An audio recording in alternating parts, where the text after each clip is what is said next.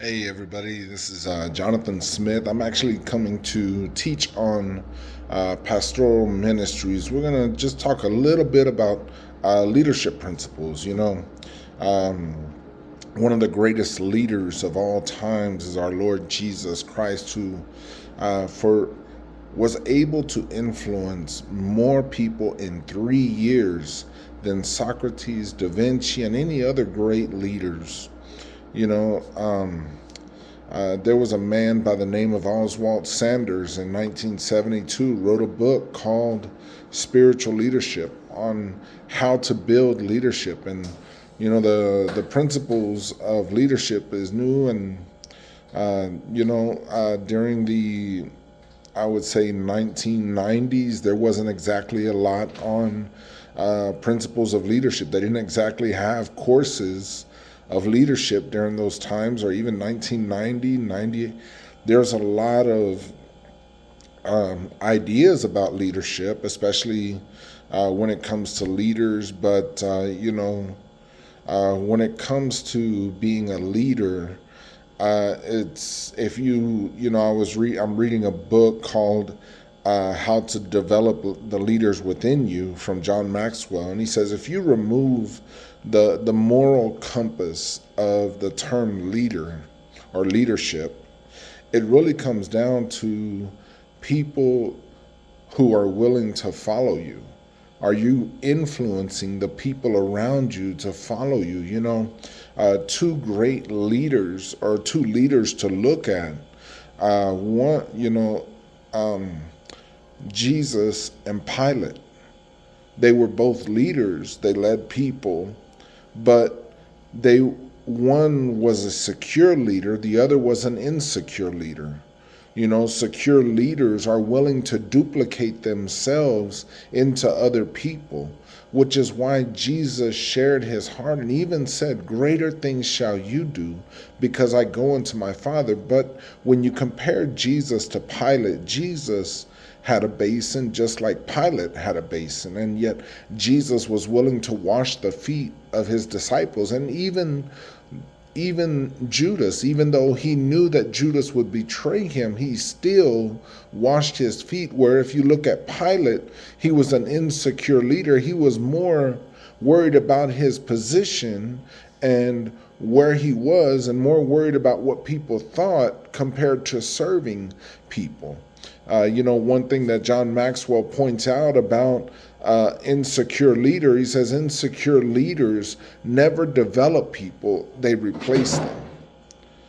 Another person that talks about an insecure leader was Jeremy Karras, who says insecure leaders use others to make themselves appear greater, where a secure leader invests in others to empower them to become greater themselves. When you look at even a corporate office, they, when asked the question, where, do you want to become a leader?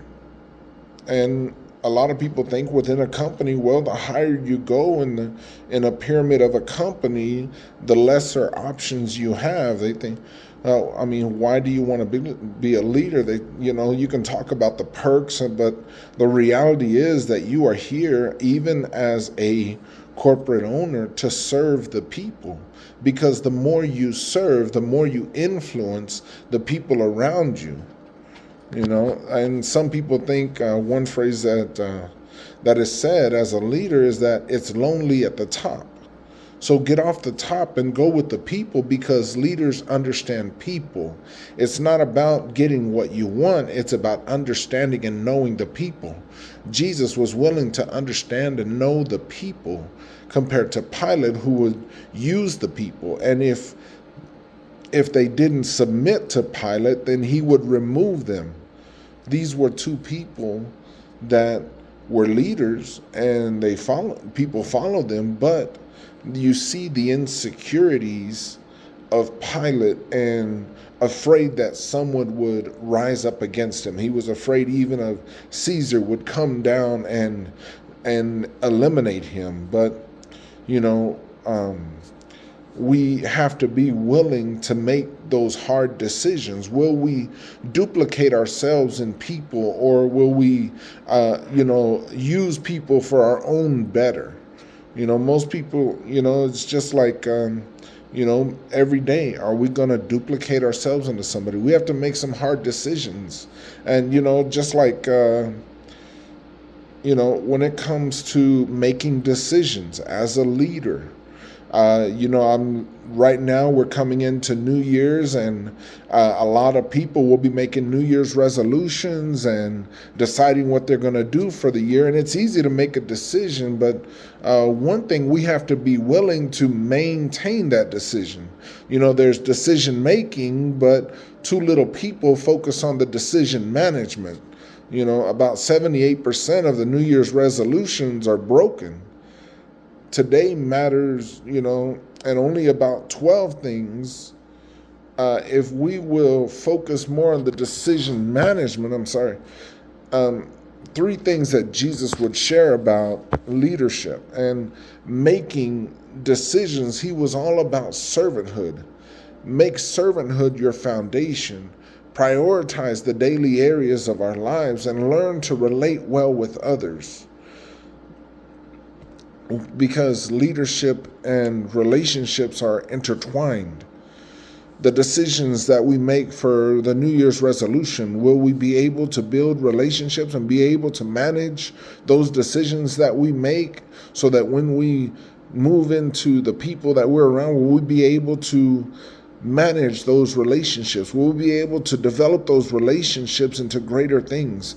Our New Year's resolution, will we be able to manage those decisions that we're making as a New Year's resolution, and not just so that, I'm going to work out, and, it goes good maybe first 2-3 days. Before you know it, you begin to get stiff, you begin to get sore, and you begin to wonder, oh my gosh, I don't know, did I make a good decision, or am I going to be able to manage the decision that I've made? So it's very important that we understand, what type of leader are we? Are we influencing the people? Are we motivating them? Are we encouraging them? Are we insecure about duplicating ourselves? Are we insecure about motivating people? This all is about how we lead people and how we speak into their lives and encourage them. 3 things that Jesus would do concerning leadership. 1, he would make servanthood our foundation. He would also prioritize our daily areas of life. On a daily basis, are we growing? Are we drawing closer to the Lord? Are we learning? And then the last thing is, are we relating well with others? Because how we relate to people determines how we lead people. Jesus initiated relationships where Pilate was afraid of relationships. But keep growing, keep drawing closer to the Lord, keep persevering. And don't be afraid to duplicate yourself into other people, because the more you duplicate yourself, the more God will elevate you. As he says in James chapter 4, verse 10, humble yourself in the Lord, humble yourself, and God will lift you up.